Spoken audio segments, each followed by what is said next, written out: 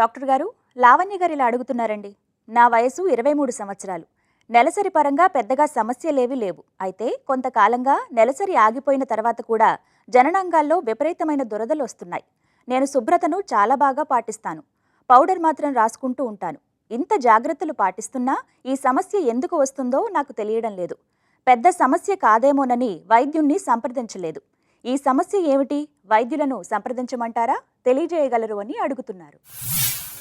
లావణ్య గారు, పీరియడ్స్ అప్పుడు ఏమేం జాగ్రత్తలు పాటిస్తున్నారా అన్నది ఇంపార్టెంట్.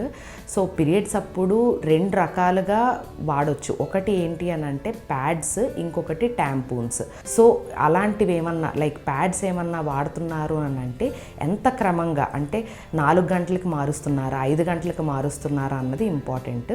పీరియడ్స్లో ఉన్నప్పుడు కానీ పీరియడ్స్ అయిపోయిన తర్వాత కానీ వెరీ టైట్ క్లోతింగ్ అన్నది అవాయిడ్ చేయాలి. అంటే లెగ్గింగ్స్ లేకపోతే జీన్స్ అంటే గాలి ఆడకుండా ఉండేవి అవాయిడ్ చేయాలి. అండ్ ఇంకొకటి ఏంటి అంటే అక్కడ చెమట పట్టనీయకుండా చూడాలి. అంతేకాకుండా ఒకవేళ ఏమన్నా హై డెటాల్స్ కానీ లేకపోతే సోప్స్ కానీ ఇలాంటివి వాడకూడదు. ఎందుకంటే దానికి ఒక మీడియా అన్నది ఉంటుంది వెజైనాక్ అన్న దానికి. సో మీరు ఇలాంటివన్నీ వాడేటప్పుడు ఇబ్బందులు ఉండే అవకాశం ఉంటుంది. అండ్ ఇంకొకటి ఏంటి అని అంటే ఈ ప్యాడ్స్లో కూడా 2 వెరైటీస్ ఉంటాయన్నమాట. ఒకటి కాటన్ రకమైన ప్యాడ్స్. ఈ కాటన్ రకమైన ప్యాడ్స్ వాడితే కొంచెం మీకు ఇలాంటి సమస్యలన్నీ రాకుండా ఉంటుంది. అంతేకాకుండా ఈ పౌడర్ లాంటివి కూడా వాడకుండా ఉంటే మంచిది.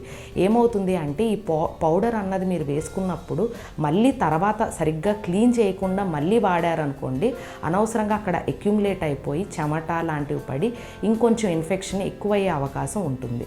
ఇవన్నీ జాగ్రత్తలు పాటించినా కూడా మీకు ఇంక ఈ దురద లాంటివి ఏమన్నా ఉన్నాయి అని అంటే ఇమీడియట్గా డాక్టర్ని సంప్రదించాల్సి ఉంటుంది.